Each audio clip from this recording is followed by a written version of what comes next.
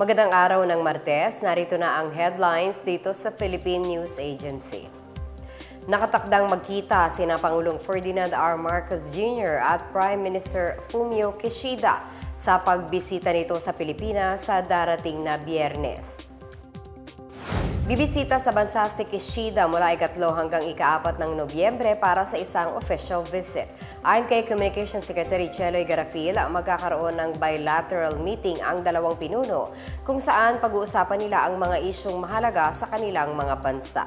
Kabilang sa mga tatalakayin ang mga isyong may kinalaman sa politika, seguridad, ekonomiya at ugnayang pangmamamayan.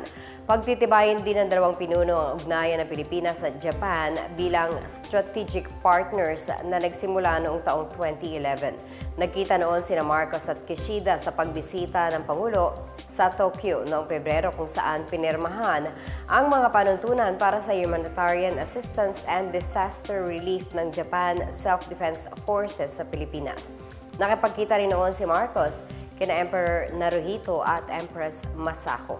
Nakalikom ang Pangulo ng mga investment pledge na umabot sa $13 billion at $4.6 billion na halaga ng official development assistance.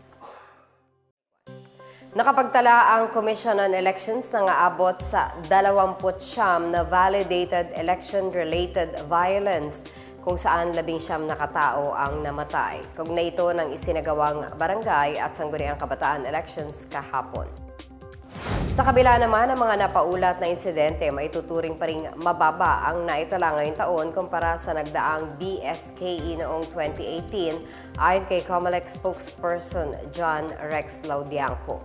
Umabot naman sa mahigit 300 insidente ng karahasan ang naitala noong BSKE 2018 na nauwi sa halos 100 patay. Aniya, malaking bilang ng naitalang insidente ngayong taon ay mula sa Bangsamoro Autonomous Region in Muslim Mindanao kung saan may pinakamaraming bilang ng red areas of concern. Kabilang sa mga napatay ang isang kandidato habang ang iba ay taga-suporta o kaanak ng kandidato. Kinukumpirma pa ng mga otoridad ang nasa 113 insidente ng karahasan. Sa kabila nito, sinabi ni COMELEC Chair George Garcia na matagumpay ang barangay at SK elections ngayong taon. Tiniyak ng Office of Civil Defense ang patuloy nitong pakikipag-ugnayan sa pribadong sektor para sa disaster response ng bansa.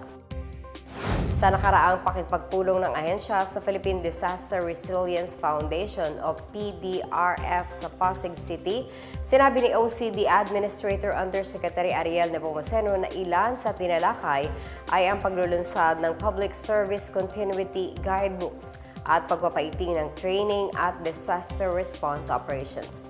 Kabilang aniya ang mga ito sa isinusulong na disaster preparedness sa Philippine Preparedness Partnership o PhilPrep ng bansa. Ayon kay Nepomuceno, isang PDRF sa matibay na katuwang ng OCD sa pagpapalakas ng humanitarian response capacity building activities at iba pang aspeto ng disaster response para sa pagsulong ng bansa. Bukod sa PDRF, kabilang din aniya sa katuwang ng OCD ay ang Center for Disaster Preparedness at University of the Philippines Resilience Institute na kumakatawan sa pamahalaan, pribadong sektor, civil society organizations at akademya.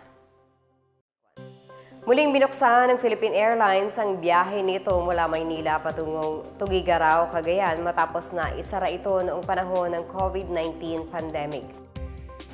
Lumipad muli ang unang biyahe nito noong Sabado, October 28, dakong alas 8:45 ng umaga at nakarating sa Cagayan dakong alas 9:43 ng umaga. Lula nito ang nasa 170 pasahero. Ayon sa PAL, lilipad mula Maynila patungong Tuguegarao ang PR 2014 tuwing alas 9:05 ng umaga, habang aalis naman doon ang PR 2015 patungong Maynila tuwing alas 10:50 ng umaga. Sinabi ni PAL Express President Rabay Vincent Ang na layo nilang palakasin ang turismo at kabuhayan sa lalawigan sa pagbubukas ng mga biyahe. Nagpasalamat naman si Cagayan Governor Manuel Mamba at sinabing umaasa siya na magiging daan ito para sa mas marami pang biyahe ng PAL sa probinsya, hindi lamang sa Maynila kundi sa iba pang panig ng mundo. Bukod sa Tuguegarao, binuksan na rin ng PAL ang mga biyahe nito sa Cebu. At yan ang pinakabago at pinakamahalagang balita sa mga oras na ito hatid sa inyo ng PNA Headlines. Para sa iba pang mga balita at impormasyon, bisitahin ang aming webpage, pna.gov.ph o ang aming Facebook at X account na dating Twitter na Philippine News Agency. Mapapanood din ang PNA Headlines sa Facebook page ng Presidential Communications Office o PCO. 55 days na lamang at Pasko na. Ako po si Marita Muahe. Itong PNA Headlines, naghahatid ng mga balitang nagbubuklod sa bagong Pilipinas.